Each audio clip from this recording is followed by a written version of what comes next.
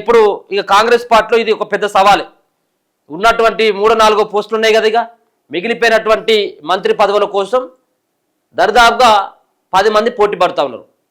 ఆ 10 మందిలో 7-8 మంది రెడ్డిలే ఉన్నారు.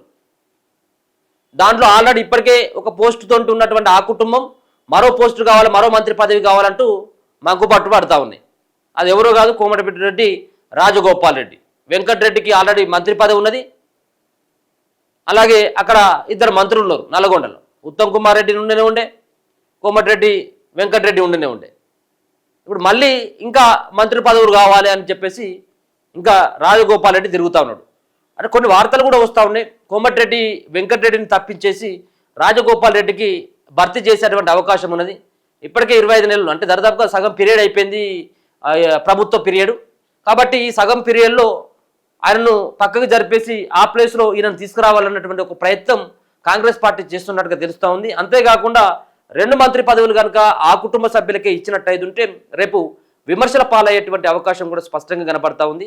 కాంగ్రెస్ పార్టీలో మరి ఈ సంస్కృతి ఏంటి, మీరు చెప్పింది ఏంటి, చేస్తున్నది అటువంటిది ఏంటిది?